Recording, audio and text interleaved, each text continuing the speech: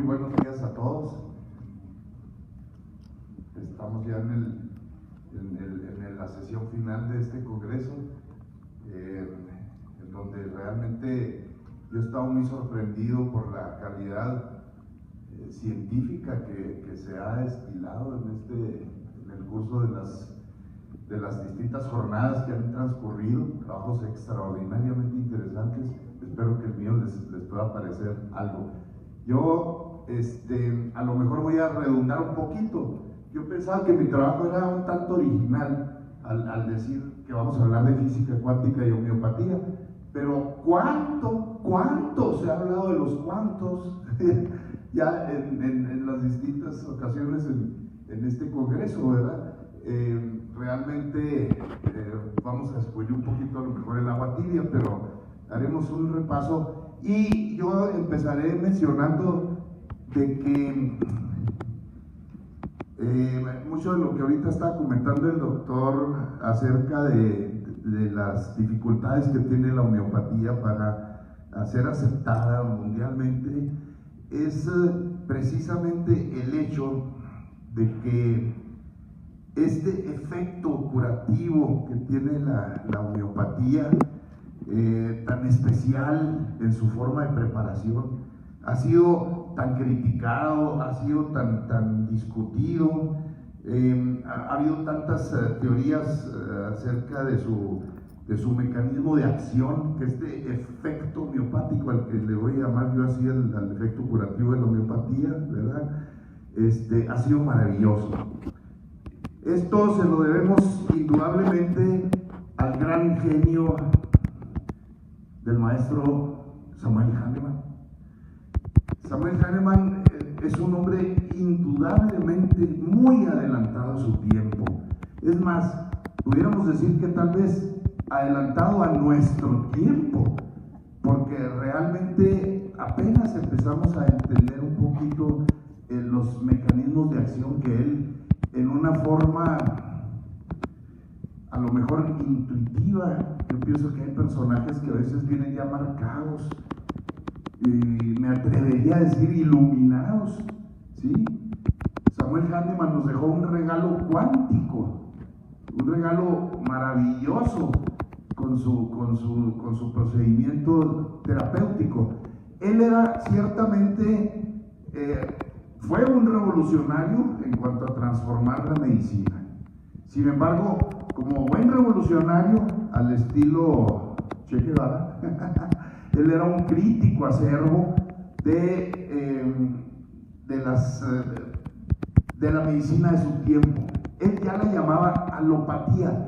Realmente en esos entonces la alopatía no era como nosotros la concebimos actualmente, como la farmacología, pudiéramos decir que es la especie de antítesis, némesis de la homeopatía, ¿sí?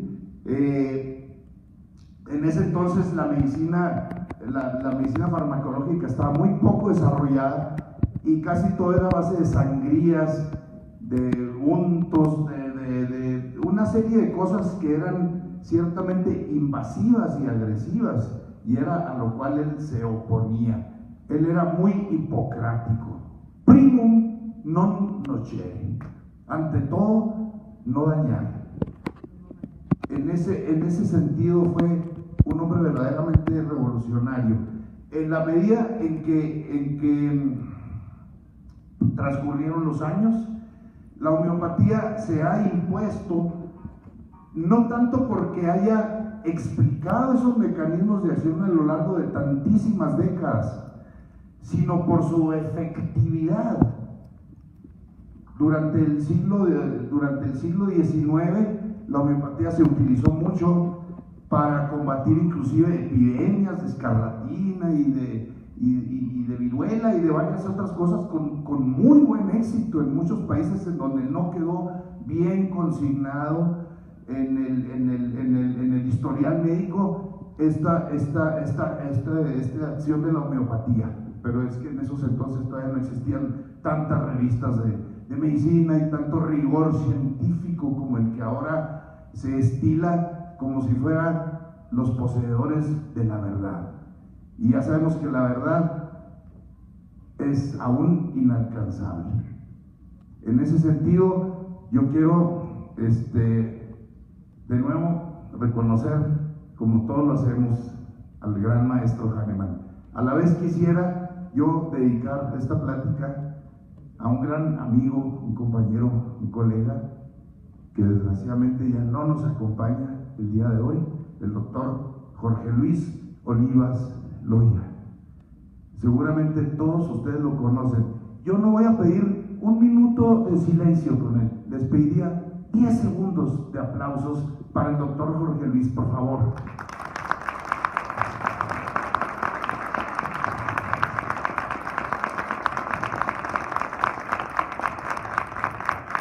Muchas gracias. Yo estoy seguro que él los está escuchando, porque él, como buen homeópata, que además fue un impulsor de la investigación científica, un verdadero genio, el doctor Olivas, él, yo creo que como un buen homeópata y como buen medicamento homeopático, materialmente ya no nos acompaña, pero a lo mejor su esencia está a la 10.000ª potencia para impregnar el espíritu de este congreso. Muchas gracias. Bien, esta confrontación alopatía, homeopatía, tiene mucho que ver precisamente por la falta de una explicación científica que satisfaga a todo mundo en cuanto a los mecanismos de acción. Ya no nos referiremos a la efectividad de la homeopatía, en la cual los estudios pueden estar sesgados, como lo hemos visto que ocurrió en Australia. A veces no necesariamente las revistas científicas son tan confiables como nosotros creemos. Lo que importa son los hechos, que son amores, no las buenas razones. Y eso yo estoy seguro que todos nosotros estamos seguros acerca de ese efecto tan maravilloso que es la homeopatía. Bien, esto ha ocasionado entonces que en muchos países la homeopatía no esté bien reconocida como una terapéutica, y esto ha retrasado mucho su aplicación, ¿verdad? Por fortuna no es el caso de nuestro país. En México, desde el siglo XIX, ¿verdad? Tuvimos primeramente que el presidente Juárez admitió el uso de la homeopatía en nuestro país, que posteriormente otro gran hombre, no tan bien reconocido como deberíamos, muy vilipendiado, pero Porfirio Díaz fue quien estableció ya la oficialidad de la homeopatía en México. Entonces, estos dos próceres, pues no fueron de los que nos dieron patria, pero nos dieron homeopatía, que ya es bueno, bastante bueno. Muy bien. Y por fortuna, en las últimas décadas ha habido ya un cambio importante en la medida en que la ciencia va avanzando, en la medida en que inclusive las distintas sociedades homeopáticas se van reuniendo. Es tan importante la unidad para los logros que se pretenden. Siempre unidos seremos mucho mejor que cuando estamos aislados, y gracias a Dios han estado sucediendo cosas importantes, de las cuales aquí en este congreso se han hablado cosas sumamente interesantes. Bien, por eso hablamos de que siendo la homeopatía una medicina esencialmente sindromática, en la cual el análisis concienzudo de un paciente nos va a llevar a la repertorización y a la selección de un similimum, que es una sustancia que se prepara, ¿verdad?, a través de materiales, si pasamos a la siguiente, que pueden implicar sustancias o materia orgánica o inorgánica, en forma pura, en forma de compuestos, en forma de mezclas. ¿Cómo es posible que un similimum que va a producir a dosis tóxicas un síndrome similar al que queremos tratar, cómo es posible comprimirlo de manera tal que lo tengamos en soluciones o en glóbulos y esa energía vaya a actuar en un sentido terapéutico? ¿Cómo es posible?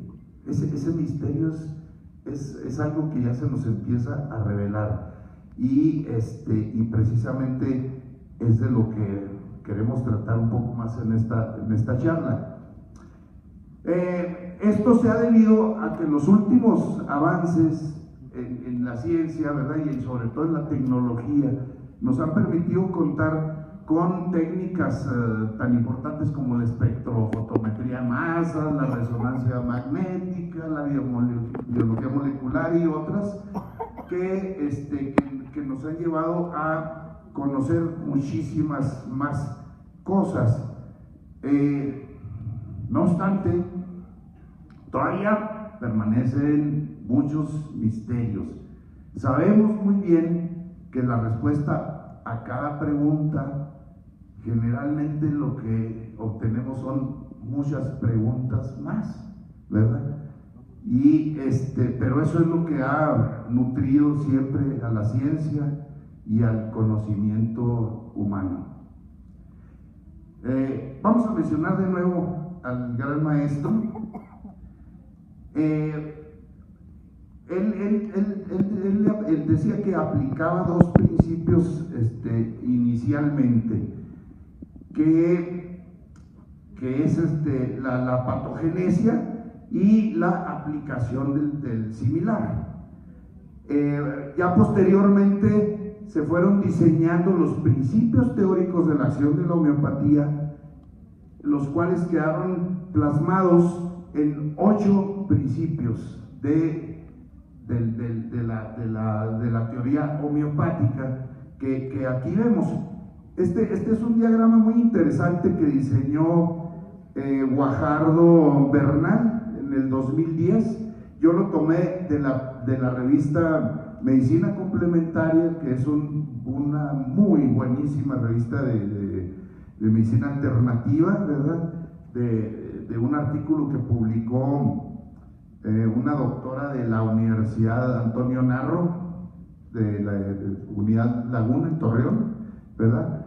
Entonces, aquí vemos cómo se postulan los 8 principios que ponemos en una columna como Hahnemann 1, ¿sí? En donde vemos cómo los conceptos de la época de Hahnemann eran la dilución, la microdosis, la dosis infinitesimal. Todavía se hablaba de fluvios inmateriales que eran liberados por la succión. ¡Qué interesante eso! Ayer precisamente se estaba hablando del agua y cómo el agua es la receptora de esa información, de esos efluvios que ya Hahnemann postulaba, ¿sí? Y cómo se trataban de explicar las cosas a través de miasmas, de la individualidad morbosa y toda una serie de cosas, ¿verdad? Que duraron muchísimo tiempo, más de un siglo como tal, hasta que ya los avances empezaron a diseñar una especie de etapa Hahnemann 2, en donde ya aparecen otras características. Ya se menciona en el segundo renglón cómo se habla de la física, de la electricidad y el magnetismo. Todavía se separaban, no se juntaban en una sola cosa, ¿verdad? Pero ya aparecen otras palabras casi para referirse a lo mismo, pero ya más apegadas al rigor científico. A finales del siglo pasado y en lo que comienza este otro, ¿verdad? Llegamos a una etapa Hahnemann 3, en donde ya hablamos de la físico-química, de los solventes polares, el agua sobre todo, de los campos y las frecuencias electromagnéticas de las que ahí se hablaron. Aquí quiero hacer un poquito de énfasis en cuanto a electromagnetismo, porque vamos ahorita teóricamente a postular de que no nada más el electromagnetismo está involucrado en el efecto curativo de la homeopatía, como lo vamos a ver un poquito más adelante. Entonces ya hablamos de enfermedades poligénicas, de complejos de histocompatibilidad, biogenética y toda una serie de cosas, de las cuales aquí se han presentado trabajos sumamente interesantes. Bueno, pero ahora sí vamos a penetrar directamente al mundo de la física cuántica. Vamos a mencionar que el universo de la física cuántica, de las partículas elementales que fueron generadas en el Big Bang antes que los átomos, antes que la materia existiera, de hecho a la cual le dieron origen y forma, y su dinámica puede explicar absolutamente todos los fenómenos del universo, incluyendo por supuesto los relativos a la enfermedad, entendida como un disturbio de la homeostasis, y su curación por diferentes métodos, entre ellos la homeopatía. Vamos a remontarnos un poquito a hacer algo de historia, y vamos a mencionar primeramente, otra vez tenemos que regresar al pasado para poder rescatar el presente. Mencionamos a Demócrito, que desde muchos siglos antes de nuestra era él postuló la existencia de los átomos como las partículas últimas e indivisibles para explicar la esencia de la materia. También otro gran pensador, Platón, él nos decía que todos los fenómenos que nosotros vemos son cambiantes, son fenómenos que tienden incluso a la desorganización. De alguna forma ya tenía postulaba ciertas nociones de la termodinámica, pero decía, este mundo aparentemente es cambiante. Pues si nos vamos al micromundo, vamos a llegar a estructuras que son eternas, indivisibles, partículas perfectas, que él asociaba con formas geométricas. El pensamiento platónico esencialmente pitagórico, geométrico, que fue inspiración y desarrollo del Renacimiento que ocurrió en Italia muchos siglos después, el neoplatonismo, que fue la filosofía que predominó en ese entonces. Sin embargo, ya trasladándonos más adelante, llegamos a 1808. En ese entonces fue Dalton, fíjense, 1808, ahí Hahnemann ya estaba casi terminando su primera edición del órgano, que fue publicado en 1810 en lengua alemana, la primera edición. En ese entonces Dalton postuló la existencia de los átomos, así casi como Demócrito los describía. Él también quiso explicar todas las leyes de la química clásica, describiendo los átomos como partículas esféricas, indivisibles e inmutables, iguales para cada uno de los elementos químicos. Posteriormente, Thomson descubre los electrones y describe el átomo como una esfera cargada positivamente, conteniendo en su interior a los electrones. Más adelante llega a principios de siglo Ernest Rutherford, el cual nos describe ya que el átomo realmente es un vacío en el cual en el centro hay un diminuto núcleo alrededor del cual giran electrones. Unos pocos años más adelante, Niels Bohr ya nos plantea la teoría atómica como la conocemos actualmente, en donde nos dice, no, los electrones giran en distintos niveles de órbitas que tienen, ¿verdad? Y eso explica el comportamiento de los elementos. De suerte tal que aquí vamos a ver en una forma diagramática el desarrollo de esas teorías distintas que vamos viendo, ¿verdad? Todavía después se habla de nubes de electrones. Eso más bien, más que todo, es por la movilidad, por decirlo así, que tienen los electrones, el que no los unos, y ya veremos por qué sucede eso. Bien, entonces, posteriormente,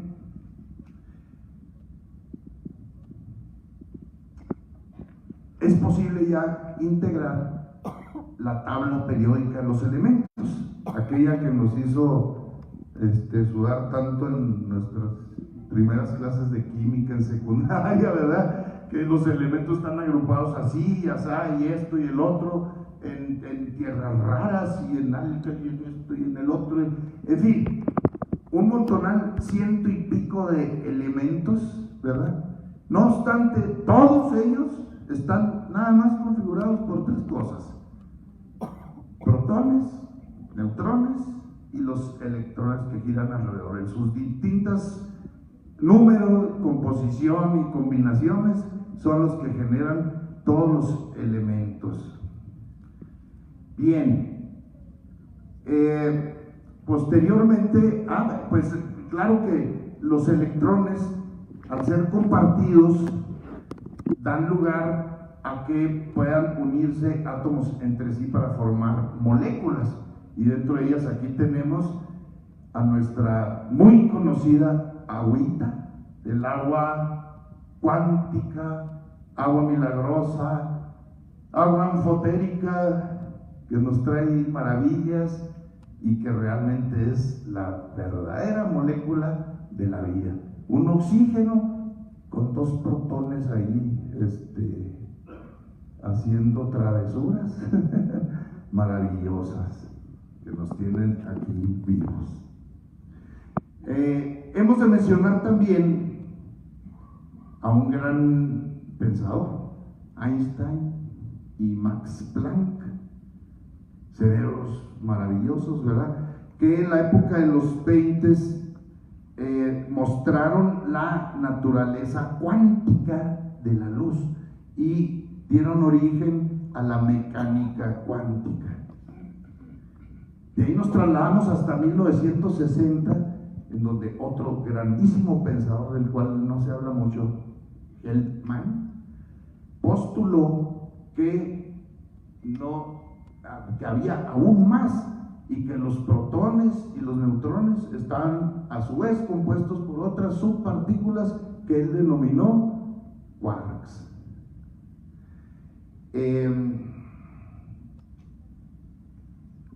Bien, vamos a posteriormente, en este momento, tratarnos de sumergir al microcosmos para que nos demos cuenta de los niveles infinitesimales de los que estamos hablando, en donde el tiempo, el espacio ya no existe.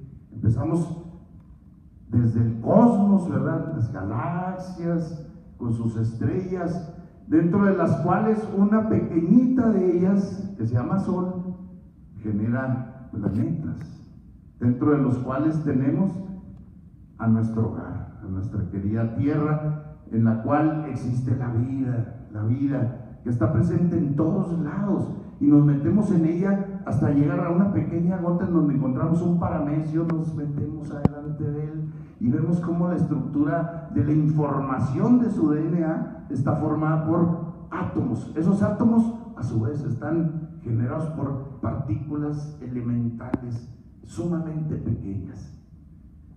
Esta visión artística nos sitúa para irnos un poco más a la ciencia y ver esta siguiente tabla, en la cual vemos una nueva tabla periódica de los elementos, que ya nos comprime todo a partículas elementales, ¿verdad?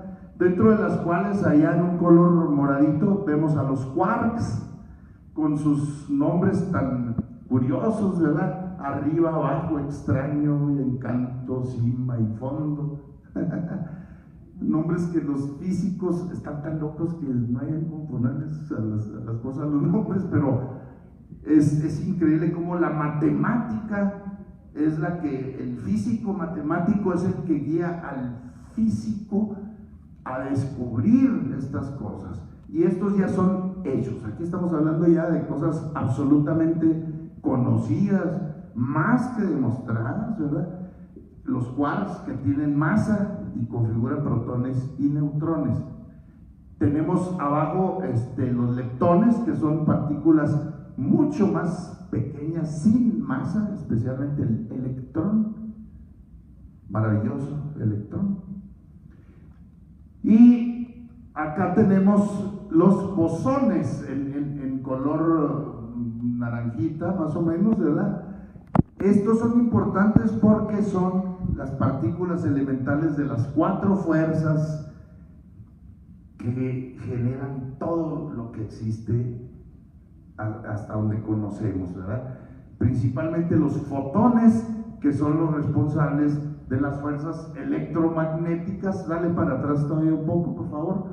De la fuerza electromagnética, los gluones, que son los responsables de las fuerzas fuertes. Aquí no nos olvidemos de la fuerza fuerte, que es maravillosa. ¿Me quieres decir algo, doctor? Perdón. 10 minutos, doctor, por favor. Si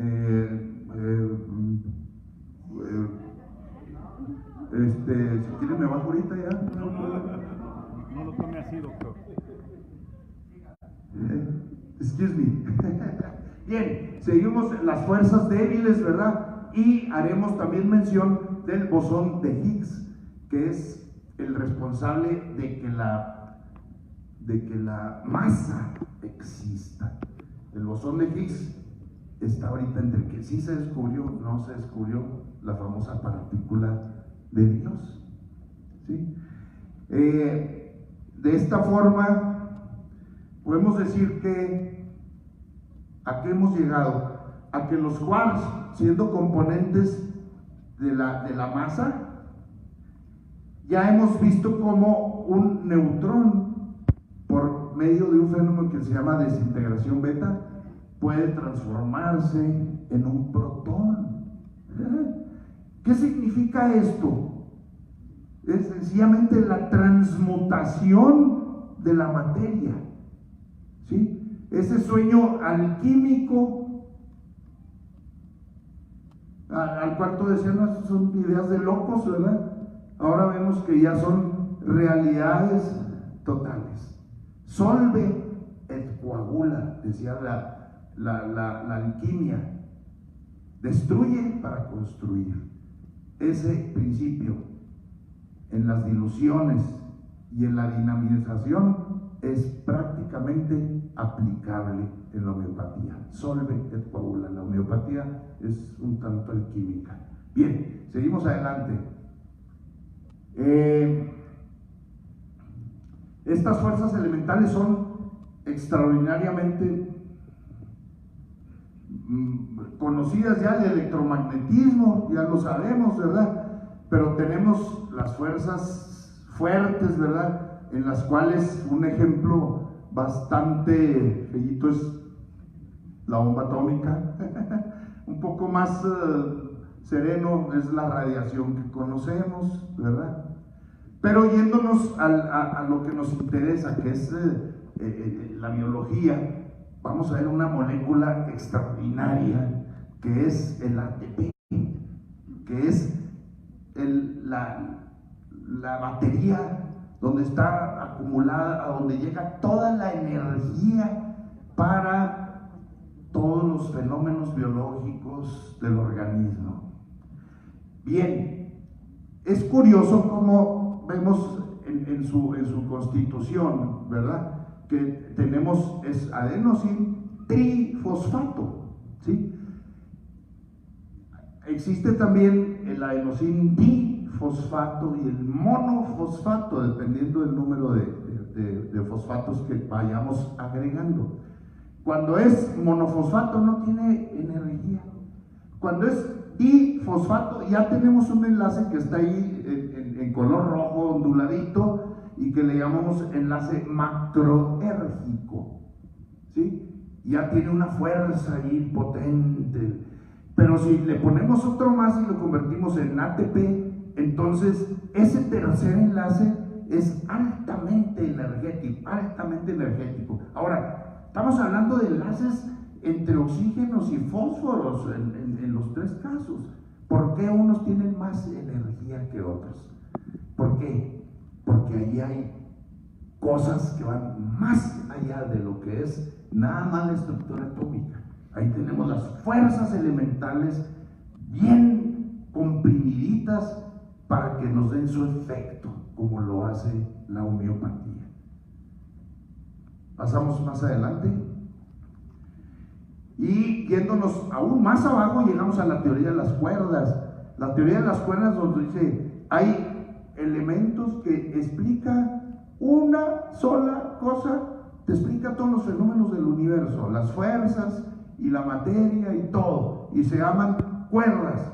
Las cuerdas son pequeñísimos, diminutísimas filamentos que no tienen masa, pero que vibran en determinadas frecuencias y le dan origen a todo lo que conocemos y lo que desconocemos, porque en un nivel, los físicos, como les decía, estos están siempre más adelante, y ya nos hablan de que las cuerdas se mueven en 11 a 13 dimensiones. Nosotros conocemos pues 4, las 3 y el tiempo, ¿verdad? La cuarta, la quinta casi no nos la podemos imaginar. Imagínense 13 dimensiones, hasta donde van ahorita los físicos, vayan ustedes hasta dónde va a llegar esto, ¿verdad? Pero las cuerdas es una cosa increíble. Yo la menciono porque esto todavía es teórico, ¿verdad? Nadie ha demostrado que realmente las cuerdas existan, como sí ocurre, si pasamos a la siguiente, con las partículas elementales, ¿verdad? Bien, ya nos vamos a las conclusiones, doctor Hernández, don't worry. Bien, como conclusiones pudiéramos decir que el ya comprobado mundo de las partículas elementales podemos inferir o suponer, teorizar que el método maravilloso de diluir y dinamizar sustancias o mezclas homeopáticas puede influir fuertemente en alterar el orden molecular de los solventes polares como el agua, transmitiendo su información terapéutica a niveles cuánticos que van a producir un estímulo homeostáticamente benéfico para las células y su entorno. El futuro y los avances tecnológicos por venir son los que nos van a traer la respuesta a estos planteamientos, o en su momento dado traerán muchas más preguntas, como ya hemos dicho, pero esto es la esclavitud del tratar de conocer el universo del humano. Y entonces, ¿por qué decimos que esto muy pronto va a cambiar? Porque ahorita, por ejemplo, si pensamos en aceleradores lineales, colisionadores de hadrones y toda una serie de tecnologías, pensamos en instalaciones subterráneas gigantescas, carísimas, ¿verdad? Que muy probablemente en un futuro sean ya instrumentos que podamos tener a la mano, ¿verdad? En laboratorios de investigación, y por qué no, hasta en los laboratorios, a lo mejor después el doctor Hernández Herón ahí en su casa va a poner un acelerador, ¿verdad? Doctor, te invito, nosotros ya estamos fundando Cyclotronics Medical, muy pronto vamos a cotizar en la bolsa por si te interesa. Es un sueño guajiro. Pero fíjese cómo antes, ¿qué tantos años hace? Aquellos, ustedes estudiantes, ustedes son de la época del internet y el celular y todo eso.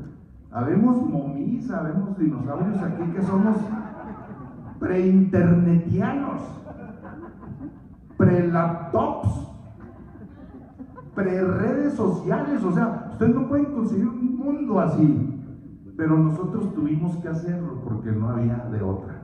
Sin embargo, nosotros veíamos en ese entonces como ciencia ficción el hecho de que existieran computadoras.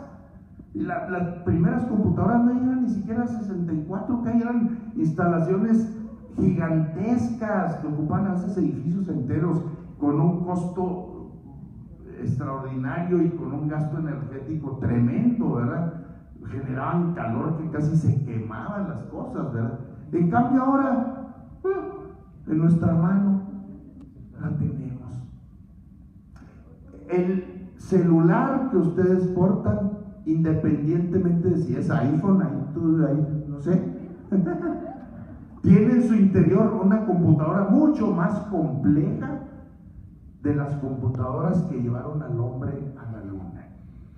Entonces, es muy posible que en muy corto tiempo estas cosas vayan cambiando.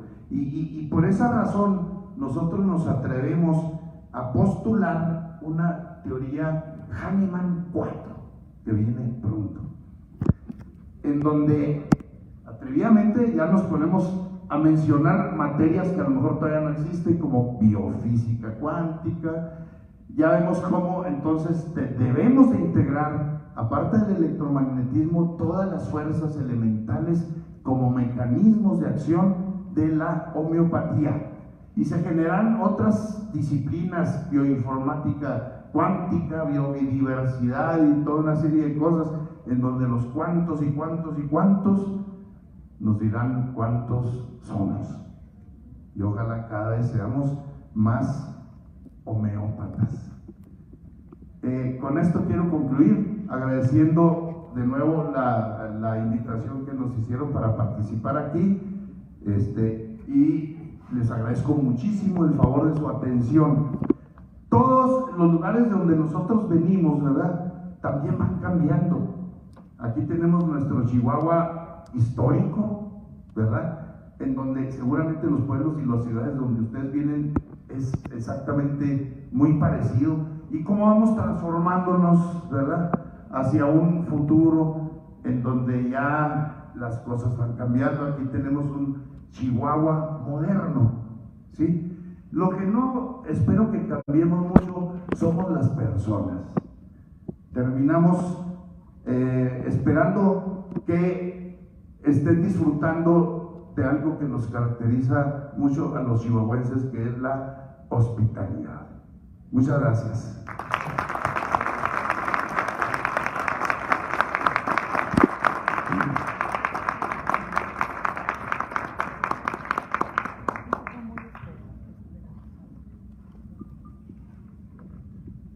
Gracias, doctor. Muy bien. ¿Preguntas? ¿Comentarios? Voy. Muchas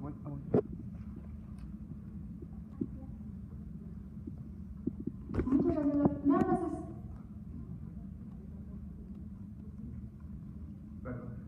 Muchas gracias. Solo una pequeña pregunta. Nada más, es la fórmula que usted menciona en la cual pueden pasar de protones a neutrones, sí lo menciona, ¿no?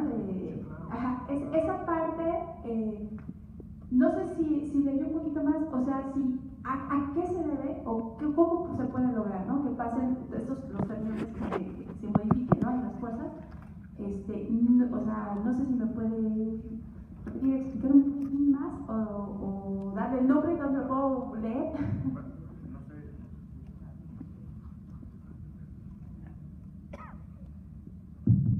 Ok. Lo que estamos hablando es acerca de la desintegración beta. Ajá. Con radiación beta, precisamente. Okay. O sea, tenemos que encontrar una fuerza que su frecuencia logre penetrar para poder dividir los quarks, pero al dividirlo lo transforma y suelta no lo puedo explicar ahí, pero ahí estaba, como ahí se suelta un electrón. Ajá, sí. Los electrones todavía los conocemos mucho, pero no sabemos cómo son. Y muchos dicen que son apelotonamientos de cuerdas que están vibrando en distintas frecuencias. Y ahora sabemos que los electrones y su comportamiento errático, aparentemente, ¿verdad?, que a veces están presentes al mismo tiempo en dos lugares. Es increíble, ¿sí? Esto es probable por ese manejo dimensional, lo que estamos hablando, ¿verdad?, en donde las dimensiones ya nos pueden dar hasta el don de la ubicuidad. Ahora, el estar haciendo esa dinamización constante, ¿verdad? No conocemos bien todas las fuerzas que se están generando, conocemos los efectos, que es lo que ha hecho de que la maravilla de la homeopatía siga y persista, ¿sí? Pero no conocemos exactamente todos sus efectos. Ya vamos encontrando cómo el agua va encontrando coherencia para hacer polímeros, ¿verdad?, a esos cristales líquidos de los que se hablaban. En todo eso estamos evidentemente hablando de fuerzas importantes, ¿sí?, y que probablemente incluso puedan hasta producir transmutación en elementos, ¿sí? No sé, hay experimentos tan interesantes como, por ejemplo, gallinas. A mí siempre me llamó la atención uno que en donde juntaron muchísimas gallinas, las deprivaron totalmente de calcio, de todo tipo de calcio, y ellas seguían poniendo sus huevos igual, de donde tomaban el calcio, ¿sí? Ya no era explicable. Y así seguramente hay muchos fenómenos que a lo mejor los vemos todos los días, pero desconocemos su esencia. Muchas gracias.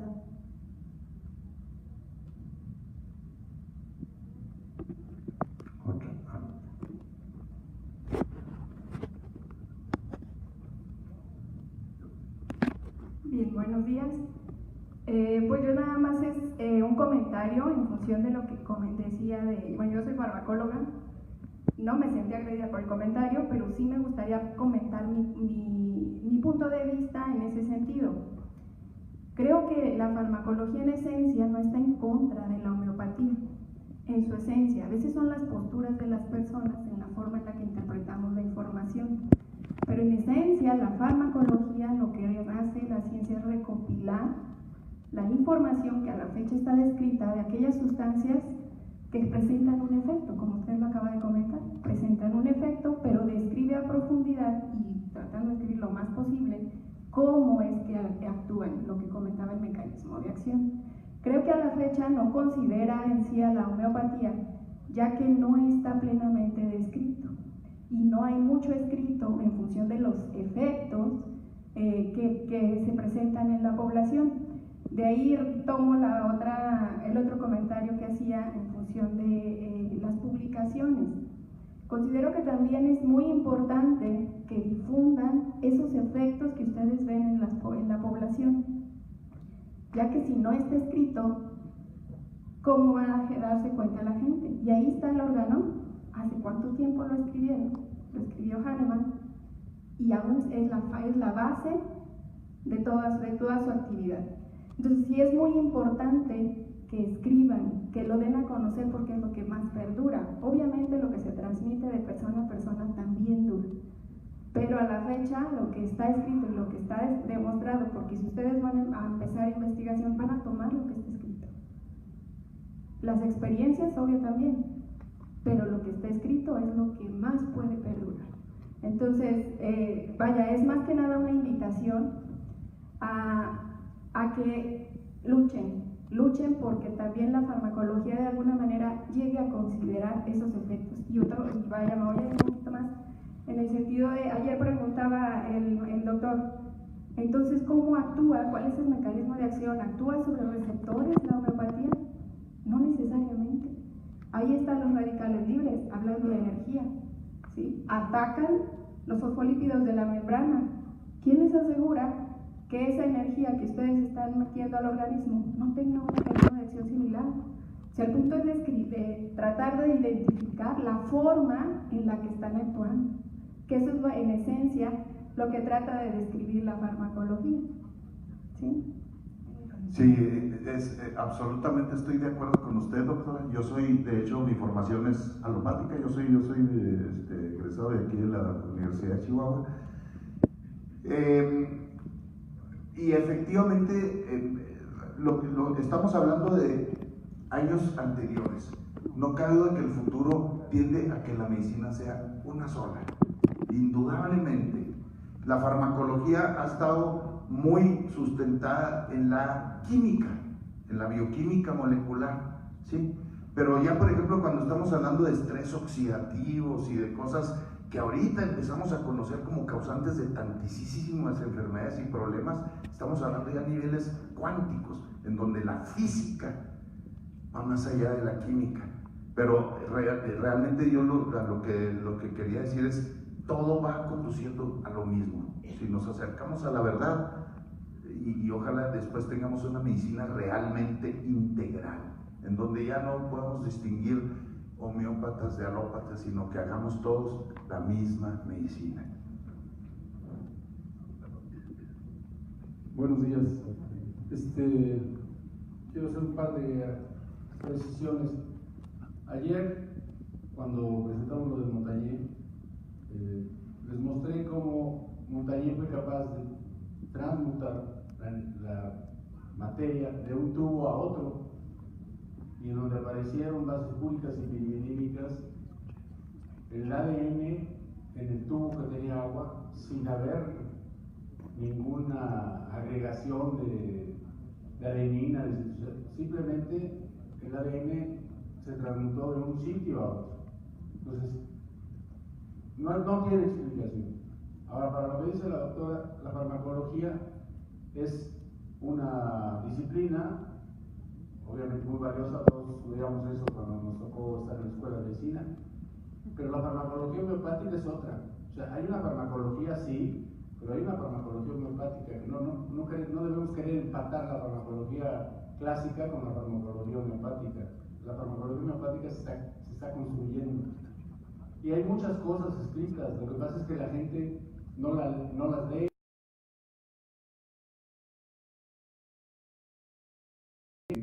que se publique en sus revistas. Entonces necesitan ir a Homeopathy o a la revista francesa de homeopatía, a la revista brasileña de homeopatía, en donde está todo escrito. O sea, sí está escrito. Lo que pasa es que no está en Nature o en ese tipo de revistas porque no permiten su publicación. Lo que se permitió que fue lo de Benveniste. Al año siguiente lo atacaron y dijeron que todo era mentira. O sea, a lo mejor suena como medio pejista, pero hay un complot en contra de la homeopatía, porque a la industria no le conviene. Ayer lo dije, la misma industria homeopática siente una presión muy fuerte por esta tendencia a tratar de curar a través de ondas, de que ya no existirán laboratorios farmacológicos. Benveniste lo dice en el video que les dije yo ayer, que podían ver en www.acproin.es. Ahí lo dice Benveniste. Los medicamentos van a ser electrónicos, tanto homeopáticos como alopáticos. Gracias. Yo creo que efectivamente el trabajo de usted fue muy impactante, y ya se menciona algo que es bien importante, y eso no lo podrá negar inclusive la doctora, que una cosa es ver las cosas desde un punto de vista extraordinario, nada más académico y científico, y otra es enfrentarnos al mundo real, en donde tenemos transnacionales extraordinariamente poderosas que manejan intereses bien importantes y a las cuales no les conviene que a veces haya recursos que verdaderamente curen, desgraciadamente. Ojalá y haya unas memorias de este congreso, esta revista de medicina complementaria que yo esperaba ver por aquí, se las recomiendo mucho, y ojalá haya más difusión y unión entre todos nosotros. Muchas gracias. Gracias.